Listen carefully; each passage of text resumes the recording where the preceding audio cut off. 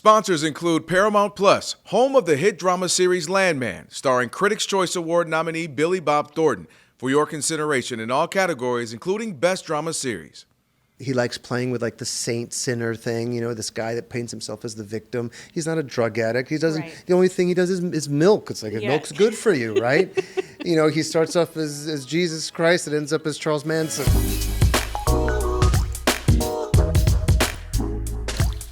Hello, everyone, and welcome to a new episode of The Envelope. Kelvin Washington here, and you know who we have. We have Yvonne Videriel, we have Mark Olson, and you as well. So thank you for being here. We got to start with this.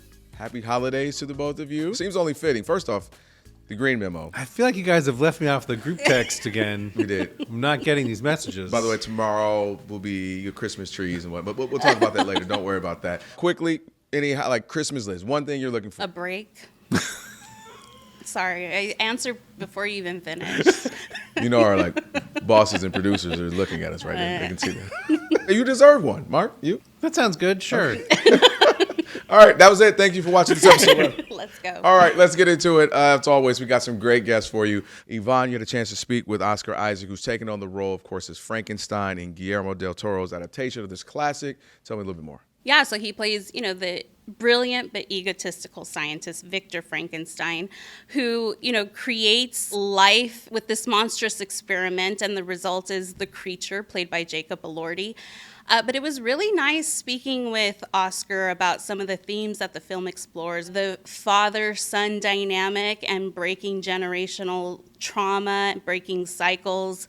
And he was talking a lot about where he pulled from, the conversations he had with Guillermo about, what they wanted to delve into. And it was really fun also hearing him talk about some of the inspiration, the rock star inspiration for his take on Victor. So it was fun. All right, we're looking forward to that. We'll get there in just a moment. Marcus, when you had a chance to speak with Wunmi Mosaku, who, in my mind, was the kind of the breakout star of Ryan Coogler's vampire thriller Sinners. I want to hear more about what you had to talk about. Yeah, exactly. I mean, this has been such a breakout role for her. Obviously, the film was a huge hit when it came out earlier in the year, and she's been acting for years now. I think a lot of people know her for when she was on Lovecraft Country, another sort of horror-themed story. But here she plays Annie, the former partner of Smoke, one of the two characters played by Michael B. Jordan in the film. And just on a practical level, it was great to hear her talk about working with Michael, where he's playing these two parts, and the way he made it seem so effortless to shift back and forth between them. But then also on an emotional level, she was born in Nigeria, raised in England, lives here in Los Angeles, and yet she just forged such a deep personal and emotional connection to this character from 1930s Mississippi. And so to hear her talk about that, there was just something really wonderful in the conversation. It was really terrific. Yeah, hopefully. I mean, this happens all the time, as you all know, that moments like this, scenes like those in the movie, she's going to become someone that's, hey, you know what? We need to look into her more. And so I'm happy for her to have that breakout moment. All right, without further ado, here's Yvonne and Oscar.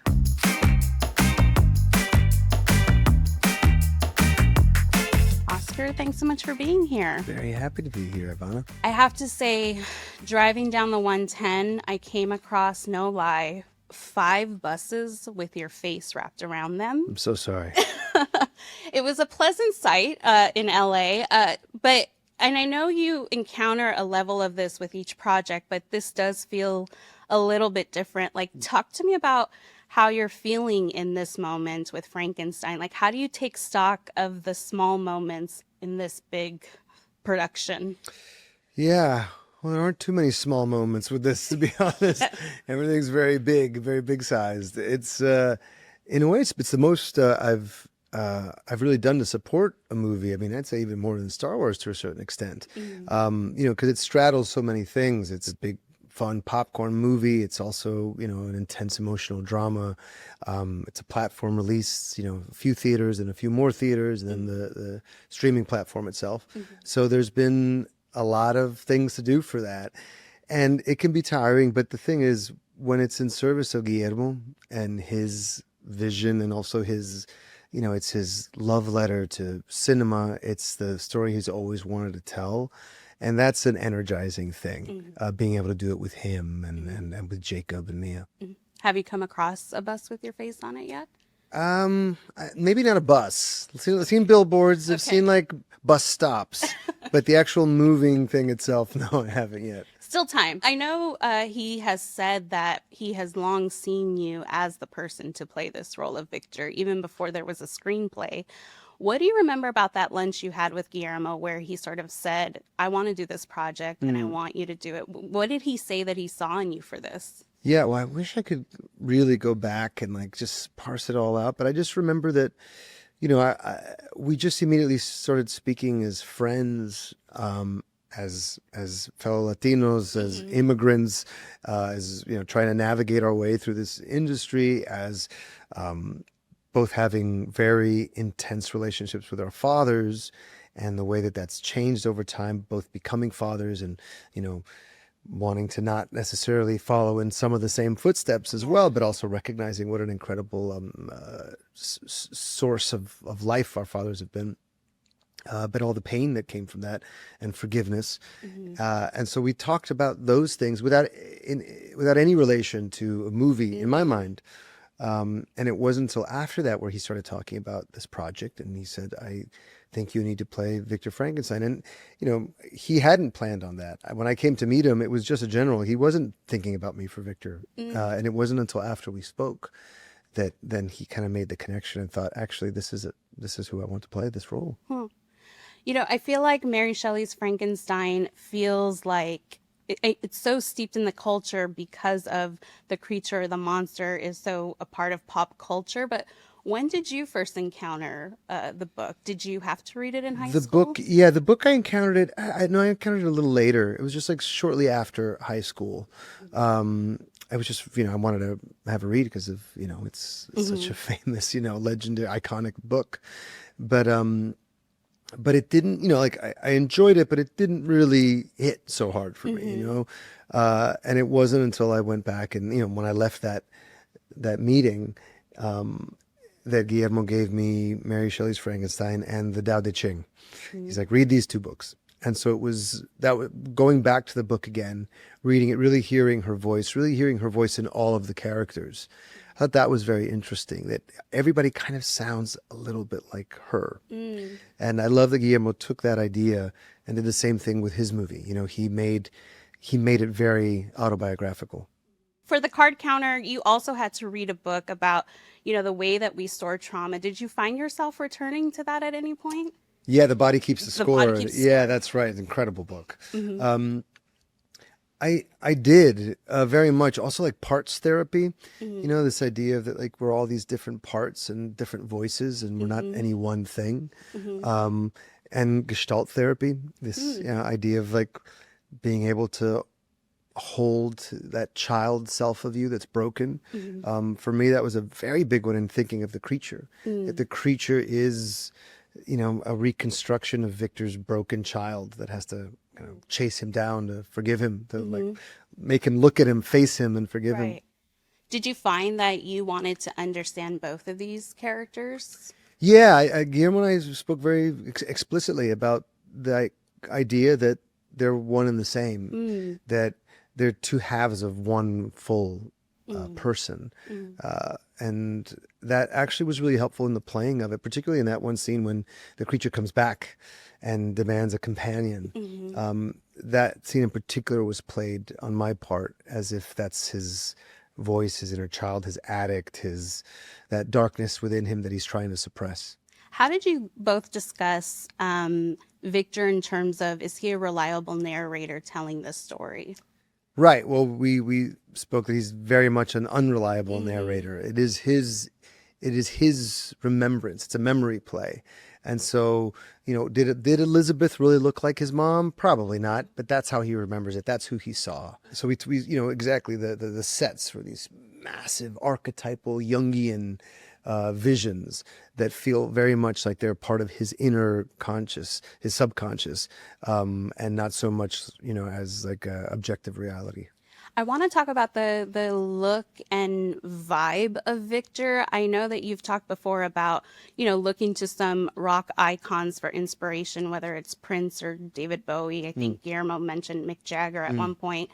And how did you both arrive at that? And what were sort of the videos or the performances that you locked in on? Well, it's just like that first meeting that we had. It wasn't so much like he saw me as like, you're my Victor. It's conversation. And I think just keeping the conversation going, and out of that conversation, inspiration starts to happen. So that I feel is what ultimately led for this thing to happening between us. And that conversation just keeps going. And so, as he writes it, he has a few ideas, he has a few scenes. I look at a few scenes, I see where he's going with it. We start talking about it more. He starts talking about, the way he wants Victor to occupy space, especially in his memory, that he remembers himself like conducting a concert, like a rock star, like holding court, and having like this punk rock iconoclastic energy. And so he's like Mick Jagger, and suddenly like Mick Jagger becomes like a rock star. Well, how does he move? And what is it about Mick Jagger? What is it about these other musicians, these artists? That's the form of expression to think about, not so much the scientist or the mad scientist, but the passionate artist. And then those ideas mix with the incredible genius Kate Hawley, who does these costumes, who also is bringing in all of her ideas of punk rock in London in the 60s, and Jimi Hendrix and those bell bottoms and those hats, and that has a bit of a gothic romantic thing going for it. And then these little boots, and then suddenly I see these boots and I see this hat, but for me that looks more like Prince to me. And so then all these things are just conversations and pieces and things kind of being put together that create a character. It is this amazing collaboration that happens, this collage that gives the impression of a character, and that's really special. You're working opposite Jacob Elordi, and I think a lot of people come in with preconceived notions about maybe who he is as an actor on past work. He's such a revelation in this film in terms of the sort of work and prep that he did to get here.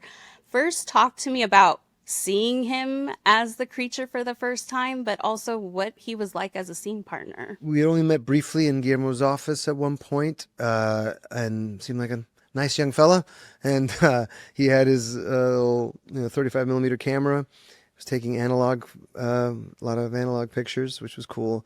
And the first scene we shot was the last scene of the movie, and that was the first time I saw him in the full getup. And so he walked in, and immediately I was really moved by how graceful he was.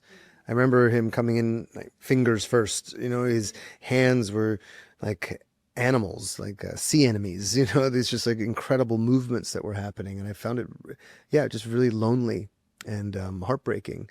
I thought it was just an amazing, coincidental, if you believe in those, opportunity that was the first scene that we were going to get to do together, the last scene, the time when these characters finally actually see each other for the first time. And he was amazing, and so graceful and gentle and very emotionally available.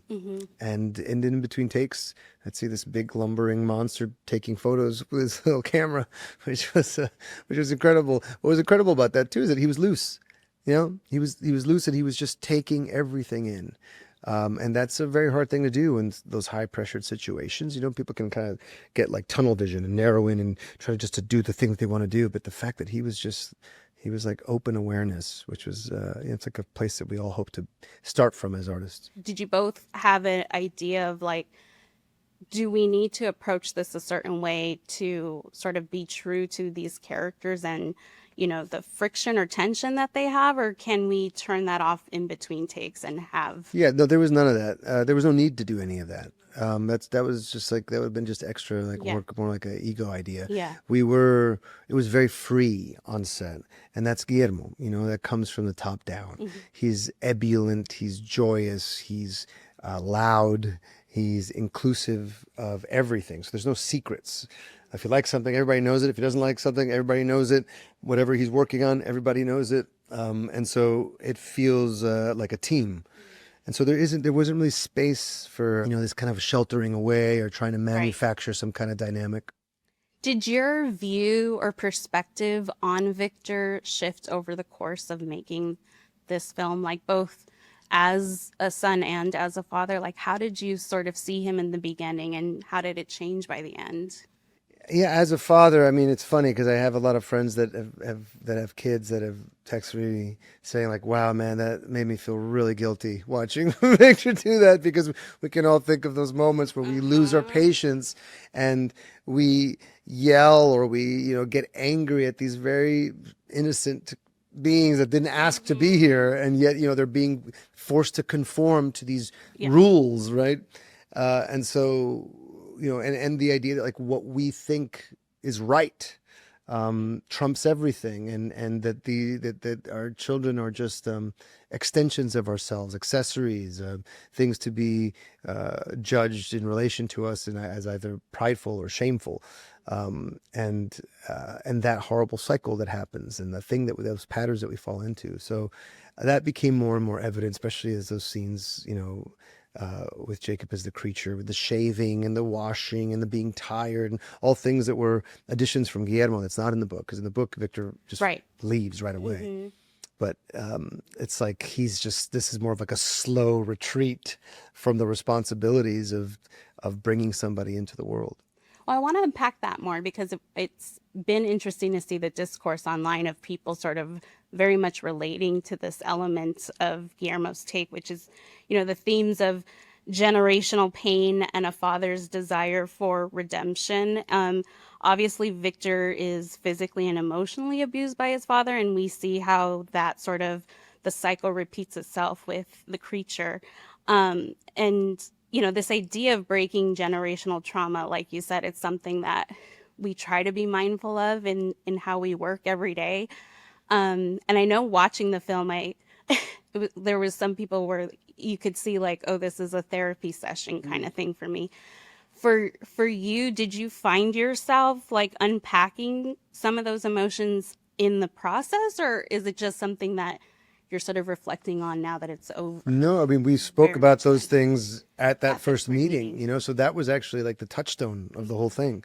That's what kept everything grounded. It's a very heightened performance. It's not naturalistic. It's meant to be quite expressive. It also brings in, modalities and forms of telenovelas and Mexican melodrama. We watch those things very carefully to kind of bring some of those elements out. In this kind of fever dream that is this film. But we were only able to do those kinds of things with knowing at the core it is about this generational trauma and this idea of what we inherit from our fathers, from our parents. And, as much as we try to run away from them, we get blinded often by our own constructions of ourselves and our own egos and our own desires, and are blind to repeating these exact same things again.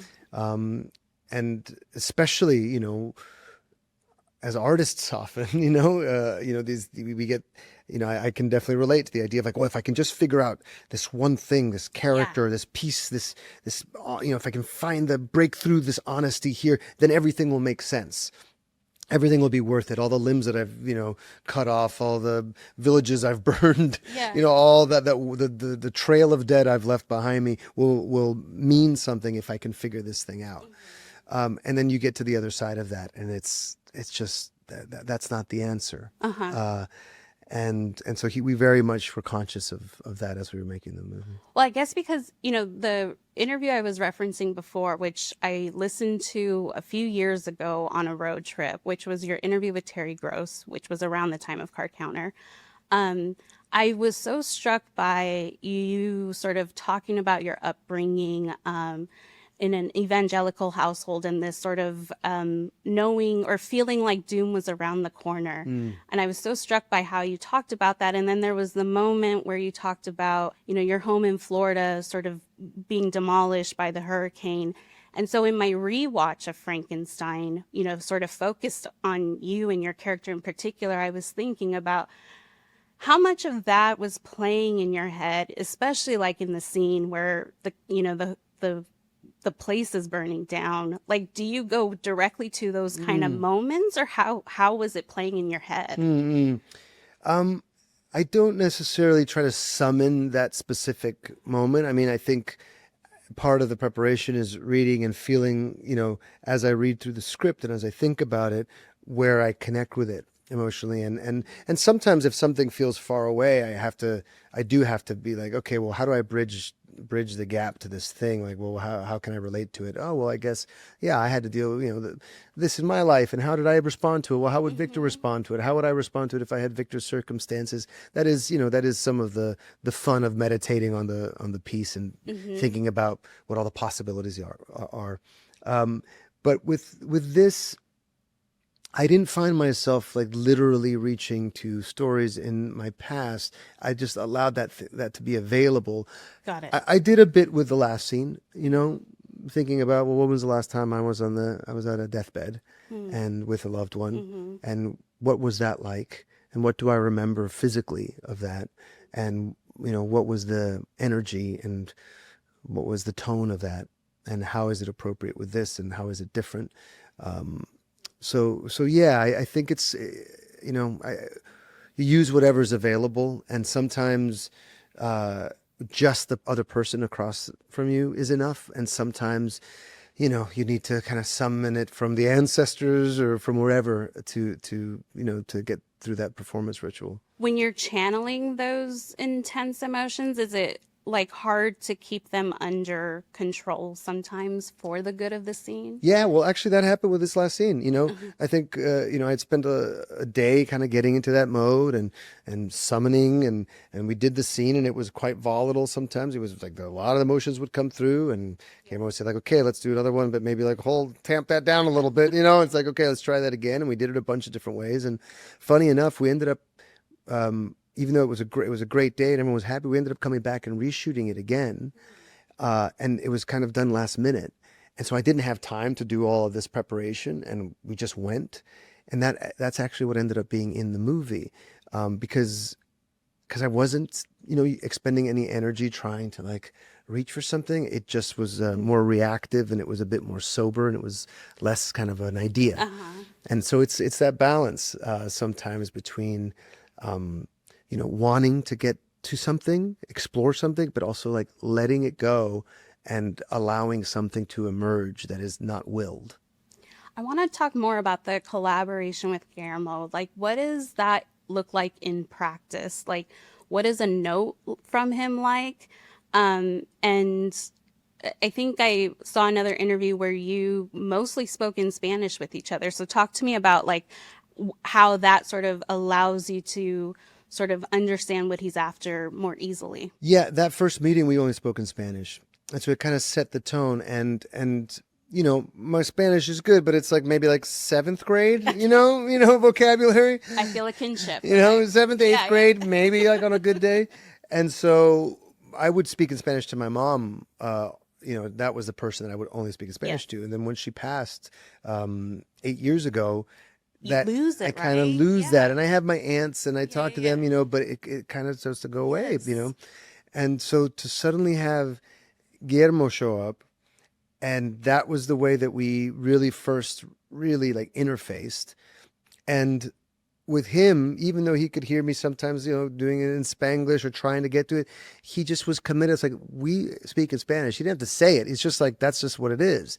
And it just created this real, almost like subconscious intimacy, because it's the mother tongue. That is the first thing that I heard. That's what my mom would speak to me, only in Spanish. And, and even though when I learned to speak, it was in the United States, it was both always at the same time, and then the English took over.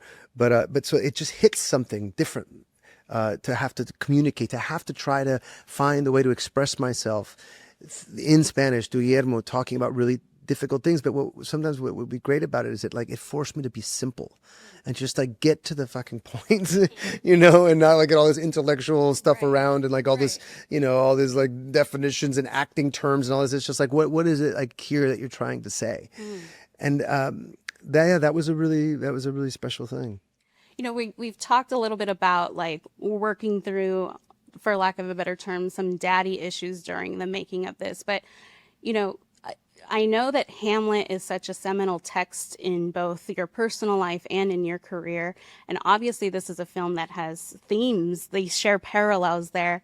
And I know, with the passing of your mom, working on this, especially with that last scene, like, how did you feel your mother while working on this project? Wow, it's a very, yeah, kind question. So much, so much. I mean, she would have loved this movie. It's like exactly the last movie we saw actually was The Handmaiden. It was super erotic too. I was like, Mom, we're like, sorry, but it's yeah, close your eyes, Mom. But it was so beautiful and kind of dark and opulent. Like she loved that stuff. And so yeah, she was always incredibly present. Even the Elizabeth character, my mom had red hair as well. And so like these elements is something that Guillermo and I talked a lot about. And just there's so much, and this is in Mary Shelley's text, about the feminine and the masculine and those warring kind of energies. And for Victor, ironically, like really tapping into more of the feminine energy with him in some ways. I mean, what he does is obviously like, like the penetrating nature, like that is that kind of masculine thing. But at the same time, like the kind of freedom and like the liquidity of that kind of femininity was very important too. But yeah, I mean, that last scene, it was interesting. That first time we did the scene, there was a lot of my mom there. And then when I had to let it go and was there, I had to just like respond. Suddenly, like Dad showed up, and that was really wild, that it's like there's a bit of that warring energy with Victor all the time. And that was really surprising. There was also the detail that people really picked up on, which was the drinking of the milk. Mm-hmm. What were those conversations like? The fact that we're getting details like that, and there is a lot of thought put into things like that. How did that sort of inform you as you played Victor? Yeah, I mean, look, the thing is, once his mom dies, he gets stunted. Like he never grows from that point on. His body grows, what he's doing, his intellect grows, but like emotionally, like that, he stays that little boy that's been hit in the face by his dad, right? And rejected by his mom because she died. Doesn't make it's not rational, but that's what it is. So he's orphaned, and so that's also why Mom feels so present, right? He's just always looking for her. He's always looking for her everywhere. The milk is just like looking for her. It's just comfort. La lechita. You'd always say like, Guillermo, and it's funny, it's also very funny because it's like, it's so simple too, but it's, so it fills a few roles. It's that. It's also, he likes playing with like the saint sinner thing. This guy that paints himself as the victim. He's not a drug addict. He doesn't. Right. The only thing he does is milk. It's like milk's good for you, right? He starts off as Jesus Christ and ends up as Charles Manson. Like that's this kind of idea. So yeah, that's what that milk does. Do you have a sense, especially with a little bit of hindsight now, though I know you're still in the whirlwind of it, but do you have a sense of, what the character of Victor has done for you? Like, I think what was surprising is that he is a sadist, but in like the Marquis de Sade kind of way. I think that it wasn't like something that I thought about, but as it progressed, what was surprising to me was the pleasure that the character was giving me. For someone that is so dark and so has such capacity for cruelty, the fact that he just felt so good. It was so free and so energized and kind of joyful. And I asked Guillermo at one point, I was like, maybe something's wrong here because like, shouldn't it be a little darker and heavier? And he's like, the movie tells you what it needs. He's like, you listen to the movie and this is somebody that doesn't have any doubts. And that feels pretty good to not have any doubts, until he crashes. Mm-hmm. And that's when it all finally, he wakes up from this dream, this fever dream of no consequences. There's no consequences. Nothing matters. It's the rule of nature is dominance and cruelty, and actually pain is the same as pleasure. And the more perfect the crime, which is against something that's virtuous and innocent, the more perfect of an act that is, philosophically, nihilistically. So that is pure freedom. So pure freedom and pure pleasure is like, really, it's like, fuck it. Right. And so to play somebody like that, and to allow myself to be blind to the feeling of consequence and to just like shoot like a rocket, that was something that was incredibly freeing and pleasurable, as dark and as then suddenly to stop back and look back and be like, oh, what an awful thing. What awful things he did.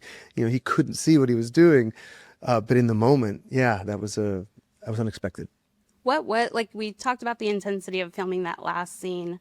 What was the scene where you just felt so free and happy or excited to, Creating the creature. Yeah. Creating the creature was just like, that's the rain coming down, the running up and down the stairs in the little high-heeled boots, the screaming at Christoph Waltz, and then his body flying down, and me being like, fuck it, gotta throw him in the freezer, gotta keep this thing moving.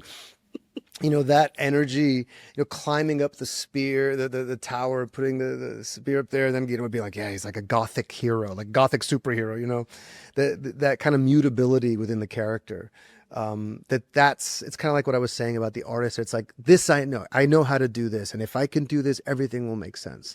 So that moment of like just purely going for that thing, that was a really exciting moment. And also in that set, in Tamara's incredible set with Dan's lighting and Guillermo sitting there in the corner like this little crazy Mexican Buddha, just like wanting more. That was electrifying. Pardon the pun. No, I've wondered what it's like walking into one of, his creations, those sets. I can't imagine. Yeah. It feels like you're in a dream. You do. And what's the most incredible thing is that he's surrounded himself with people for the last 30 years that are like extensions of himself, right? It's through a process of elimination, he's gotten these people that are just as passionate, just as detailed, and have ownership of the movie. So the set decorator, the painter, the person that's just the greens person that puts the moss in is like, do you see where I put the moss right there? You see the moss right there? It's like that kind of artisanal passion over it. So you walk in, sure, it's inspiring for the imagination, but it's also inspiring as a craft person to be like, okay, how do I bring the same amount of detail and passion and love for it? I'm asking this teasingly, but what's the worst thing about Guillermo as a director? Is it that like he wants so many takes, or is it that like he just thinks you can do anything? Like, what is his his drawback? His drawback. It's even that's not a drawback. So I was going to say what was challenging was to have somebody quilting the movie as we were shooting it, so that you would do a take, and sometimes it would go straight into the edit, and he could show you it in the movie itself. Wow. And as an actor, that could be tough because you're like, oh, I'm not ready to see that yet, But he was making it as it goes because the camera was always moving, so he kind of needed to see that it was always connecting to the next thing. So I had never experienced that before where, for instance, that last scene, we did it the next day he came in and it was all edited with some temp score on it, and I saw it. I was like, oh no, I don't think that's, oh no, but in that case, it was good that I saw it and had that reaction because we got to have another go at it. But it is like, dealing with like, how much do I want to see? How self-conscious am I? But it's again, it's like his openness, he's not afraid. Was he open with Jacob having his dog Layla on set? Yeah, that's the thing. He was just free. He was really free. He's like, on. whatever you need, man, whatever anybody needs, that's it. He would embrace everything, every mistake he'd embrace. Before we wrap things up, I mean, I know we've talked about, you're sort of swirling in this space of loss and renewal. And I know in addition, to tapping into that with Frankenstein, Your wife, who's a filmmaker, Elvira Lind, has this documentary, King Hamlet, where, she documented a very transformative period in your life as you dealt with the loss of your mother, but also the birth of your child. How has it been to sort of live in this space and to sort of, have these parallel kind of moments between these two projects? Yeah, beautiful question. Yeah, in a way, it's like the father and the mother of these projects here. Yeah, and the strange, synchronicity of when they're coming out at the same time. It's kind of a beautiful thing because Frankenstein is massive. It's this massive thing. It's very expressive. It's it has a lot of so many people, so much energy behind it, and then having to do that, and then flying to New York and showing a small group of people this tiny little movie, made by just a handful of people, mostly my wife, this incredible documentary filmmaker, but made by her, again by hand, about this really small, quiet time of a play that we did that, maybe a few thousand people saw, there is something that, I think that, it's kind of quite grounding about that, Yeah. and also feels generous because it's about something that she's made, but also it's about showing, a little peek for anybody, but also for artists as well, and like what it costs sometimes and what it takes, and how this particular family dealt with all this happening, and the desire and the need to process it and create something out of it. Well, thank you so much for taking your time with me today. Thank and you. thanks for Frankenstein. Thank you. Thank you. Beautiful questions. Thank you. After the break, Mark's conversation with Wunmi Mosaku. For the Los Angeles Times, The Envelope, I'm Mark Olson, and we're here today with Wunmi Mosaku, one of the stars of the film Sinners. Thank you so much for being here. Thanks for having me. The movie obviously opened earlier in the year, but it's really just sort of hung in there. It's a movie people are still talking about. What does it mean to you that the movie already has had such an enduring life? Oh, it means so much to me. I feel like, you take a job because you believe in it and you trust the filmmakers and you're excited. And then you get on set and you do your best. And then all of a sudden you remember that it's going to be out there and people are going to judge it and they might not like it and they may not like you and they might not respond to it. And, we would turn to each other sometimes and be like, do you think they're going to feel how we feel about this? Just I hope so. I really hope so, because we really felt like it was so special. And so having the reaction, seeing the reaction has been so affirming and pretty magical, because it's not always the case that it translates the same as how it feels for you. The audience feel that too. And what do you think it is that audiences are responding to? I think Ryan Coogler, his way of creating art is always based in truth and connection and honoring the people on the screen and the people that they represent in and around his life. And so I feel like people are responding to the fact that it feels truthful, even though it's got horror aspects and a musical aspect, and it really just has heart and depth, and it's about community, it's about freedom, it's about the price of freedom, it's about so many things that affect people every day: capitalism, selling out, cultural appropriation. It's about so many things. It's deep and it's layered, and it's all rooted in truth. And now when you say that as you were shooting the movie, it felt special to all of you, can you describe that for me? What do you think you were feeling as you were shooting the movie? I felt a deep connection to my ancestry, to my purpose, to how what I do today will reverberate in the future, my lineage, my child's future. I mean, I just felt the film links the past to the present. It links African, West African traditional spirituality, and it connects it to hip hop and blues and all these different types of dance and culture like that's of the diaspora. It feels kind of sprawling and encompassing of the Black diaspora experience, and it makes you feel connected to everyone in the diaspora. So that's how I felt. Like I felt really like awakened to my position in that web of creativity, and like artists like Ryan who have this visionary, like revolutionary way of creating. It just makes, they just kind of feel like guiding lights, diamonds, like in this web of us. It feels like, oh wow, he really is like this jewel to be cherished, and I'm connected to that now. So it was very multi-layered, the connection I felt. That does sound like more than just like sort of a typical day at work. Definitely. There was nothing typical about it. It felt like vibrationally it changed all of us.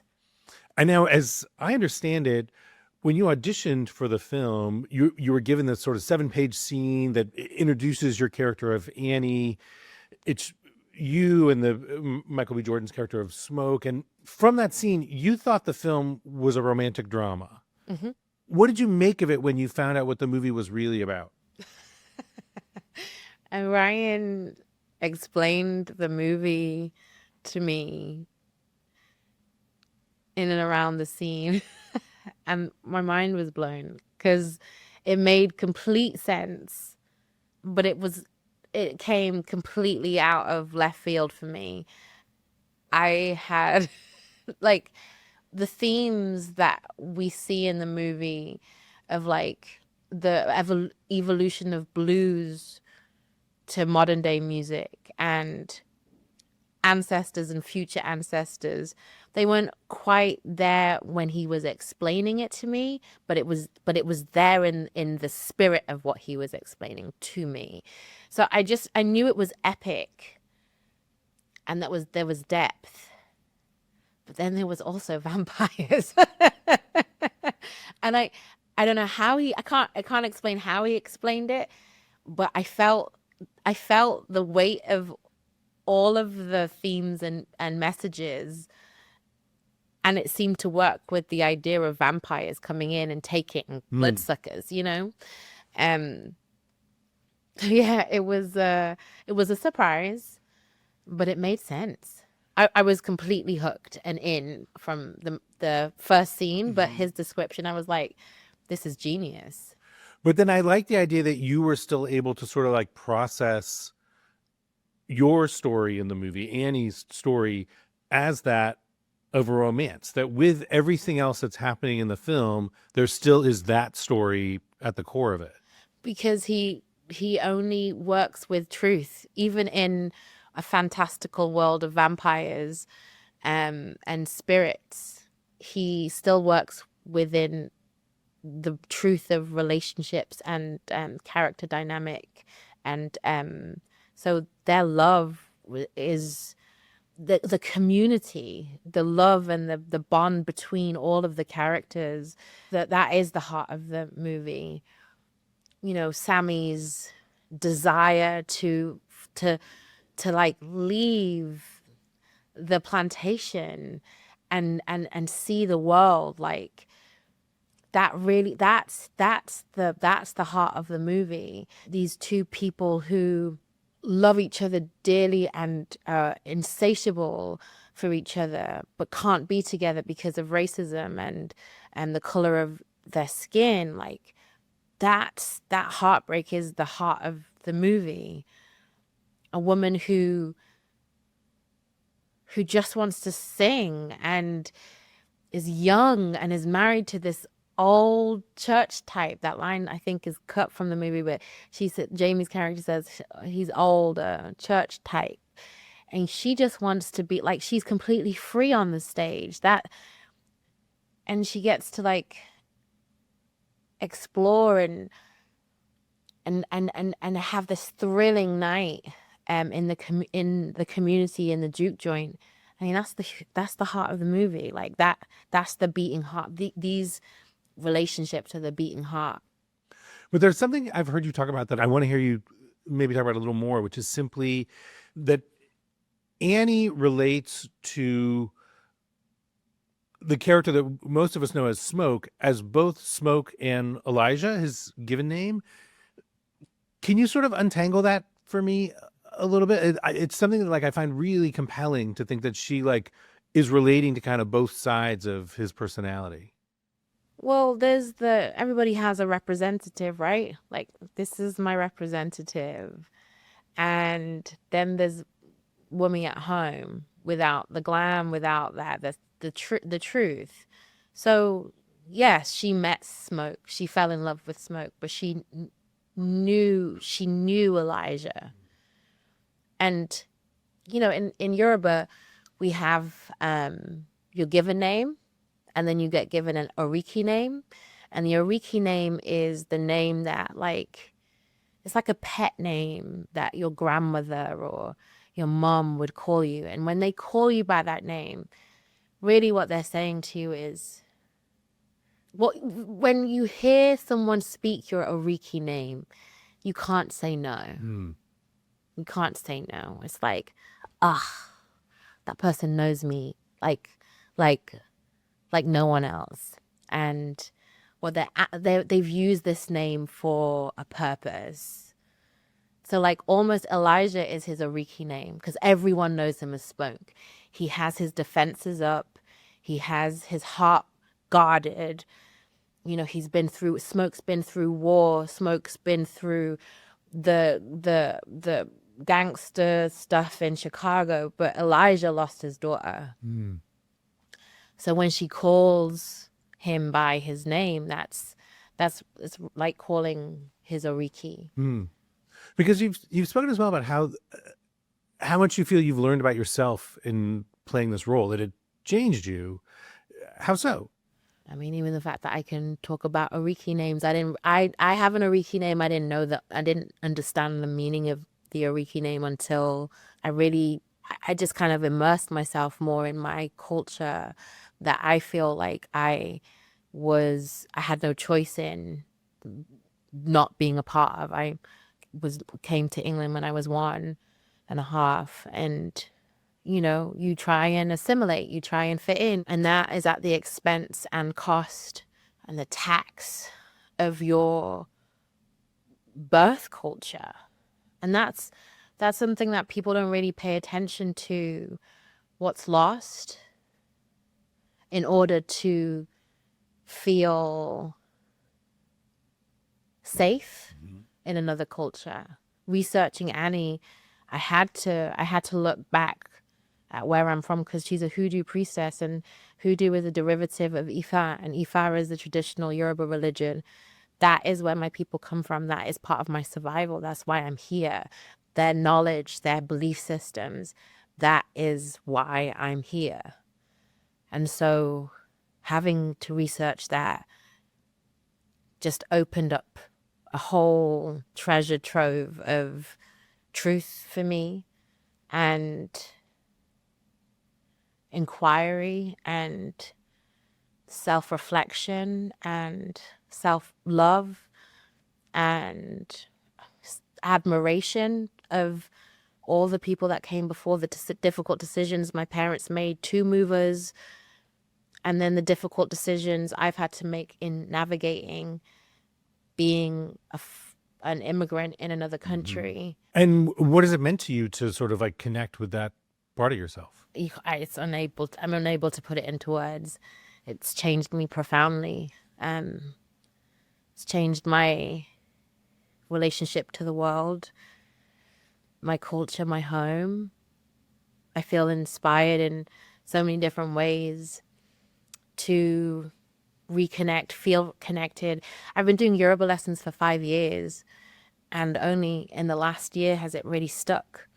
Like now I can, and I think the sticking is because of the exploration, the real exploration, not just an intellectual trying to learn a language. It's unlocked something emotionally in me. The language is sticking. Sinners is rooted so specifically in the world of the Jim Crow South here in America. Was that still something that you could relate to? I mean, were there aspects of the story that still felt familiar to you? Yeah, I can relate to being Black in America. I can relate to being Black in a different culture. But there's a lot of research that has to be done. For me, like, a lot of people in the cast were pulling upon the people that they knew and their history and their ancestry, whether it was, Ryan and his uncle James who inspired the movie. Miss Ruth said my dress, the velvet dress, was inspired by a picture of her grandma in a velvet dress on the stairs with her grandfather. They have different things they can pull on that are really from the time and the people. I do research in a different way because I don't have that same history to pull from, but I have an admiration and a love and of the African American culture. My daughter's African American. So I feel like I have a respect and a duty to do my research, not just for my character work, but for my family. So yeah, it's different, but I can relate to aspects, but I can't relate to, I mean, I don't have that shared cellular memory, that the rest of the cast do. So what did you draw on for research? I spoke to hoodoo priestesses, and that was really my main research, was kind of the faith, because that is who she is. That's her foundation, and that's her power. So that was my main research. Obviously, researching the era, Prohibition, Jim Crow South, the Great Migration, the beginnings of. So I think for me, it's about respect and honoring as truthfully as I can if someone has trusted me with this role. And also, I've said no to roles that I don't think should be played by Black Brits or Nigerians. I have said no to roles that I think should be specifically for African Americans. There's something about Annie that feels really close to me and really important to me. And I think she's like a bridge. And I do think of myself sometimes in that way of like kind of in the middle of, I'm someone who was born in Nigeria but was never raised there. Someone who has lived in a raised on a land that has never felt like my own. And then someone who's come here and has not inherited, but I have a daughter with this inherited history. And so I have a responsibility for her to understand all three aspects of and then I'm sure there are more aspects of her history that I am yet to figure out what they are. That it's my responsibility to understand that and guide her with it. And then when you're shooting these kind of stories or dealing with these really sort of heavy topics, do you have anything that you like to do sort of at the end of the day to pull yourself out of it? I talk to my husband and I spend time with my daughter. I spoke to my family. I go home. And I don't think I'm spoiling anything, but I want to be sure to ask you about sort of your last moments in Sinners. It's deeply moving. You sort of reappear in the film as a vision to Smoke. You're nursing your infant daughter. Can you talk to me about that moment in the film and what it means to you? It's purity. He drops his representative. He drops Smoke. He has to drop Smoke in order to join us. The initial cost of like this never-ending life as a vampire, this initial cost. Like, it sounds like there's a glamour to it. There's a capitalism to it. There is this, like, they, Smoke, Stack and Mary are still young and beautiful, but there is such a great cost. They never get to see the sun. They never get to hold their loved ones again. And actually, they're not truly free. Whereas Smoke and Annie have chosen true freedom that fully incorporates everything that they love, truly. It's not money. It's not eternal life. It's not eternal darkness. No sun. Like, this is, they are basking in the sun with their ancestors, and that's just it's purity, it's love, it's freedom. I have to ask you about the scene in the movie. It's a musical number where sort of the past and the future sort of collapse in on themselves. What did that read like in the script, and what was it like to be on set that day? It read very much like it felt when you watched it. I had read a version without the future and past ancestors, like where it was just about the two brothers and their women and reconnecting, and it was beautiful. It was so beautiful. I loved it. And then before the read through, we got given another draft, and it had the ancestors and the roof going on fire, and it was like I threw the script down. I ran into my living room. I was like to my husband, I was like, oh my God, it's amazing, it's amazing. I mean, I think this is the most amazing thing I've ever read. I think it's the most amazing thing that's ever going to happen on screen. I hope. That's how it felt. And on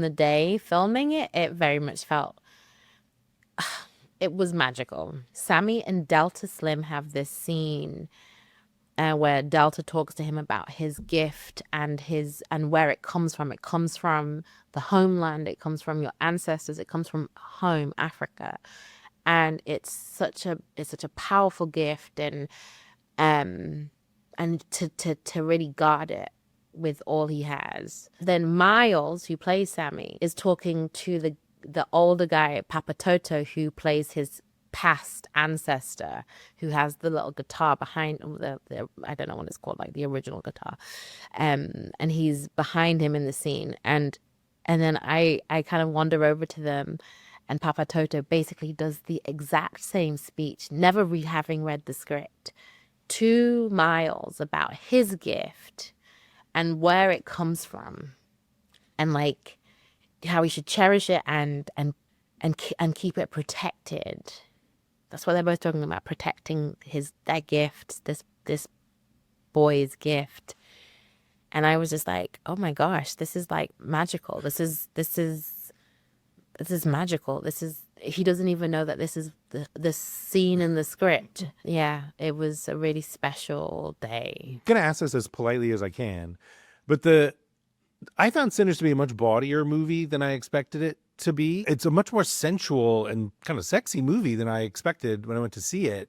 And I'm curious how you found those scenes in the script, and in particular what it was like for you, your scene with Michael. It explores so many different like emotions and feelings. It feels palpable. It feels tangible. It feels like it's pulsing. It also feels kind of inevitable. So, if true, again, it just felt true. And it wasn't difficult because we create such a safe space for everyone.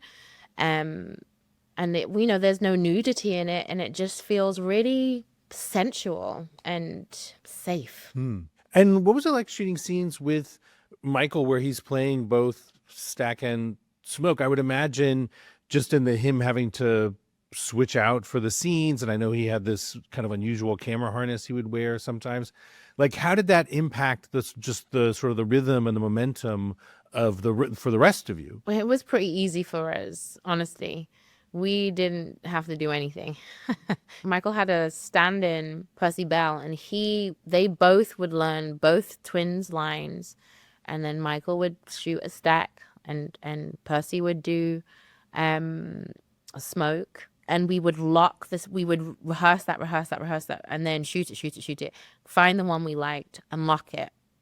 So if this is Percy and this is Stack, what they would do is he would go get changed, be Smoke, and we would kind of mime the scene.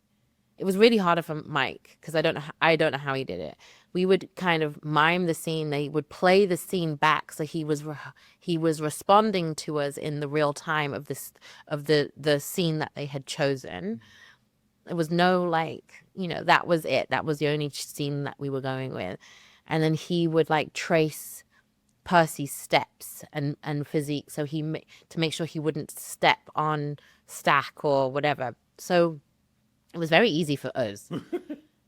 We just had to play the scene, and it was. I honestly don't know how Mike did it. I have no idea how he did it. And then what has the response to the movie been like for you just professionally? Do you find you've gotten some offers? Are you finding yourself in rooms that maybe you wouldn't have been in before? Everyone has been so complimentary and lovely about the movie. I think work has come from it, and I was in a room at the Governor's Awards with Tom Cruise and Debbie Allen and Felicia Rashad. I was like, well, this is new. We were at the L. We got awarded, Jamie and Haley got awarded one of the Ellen Women Hollywood Awards yesterday, which was, again, really surreal. Oh, hey, Jennifer Aniston. Hey, Rose Byrne. Hey, everyone. Hi, we're in this room with you. Cool. So, yeah, it's a lot of really lovely things have come of it. Very grateful. And what does it mean to you that it's for this movie in particular? This is the movie that just keeps on giving. I loved it from the first time I read those 7 pages, and I have grown as a person, as an actor, as a mom, as a wife, and now I'm experiencing this, which is really lovely, really nice. And now you also have an upcoming role in The Social Reckoning, Aaron Sorkin's sequel to The Social Network. Is there anything that you can tell us about your role in the movie? I have no idea what I'm allowed to say about it. I've not been prepped on press for that yet, so I'm sorry. Have you shot your part? I've shot a lot. Yeah. Well, I know that's a movie that people are very excited about, and certainly excited to see you in it as well. Wunmi Mosaku, thank you so much for being here. Thank you for having me. Thank you. And make sure you join us next episode. That'll be January 8th, where we'll have a chance to talk to Joel Edgerton of Train Dreams. You don't want to miss it.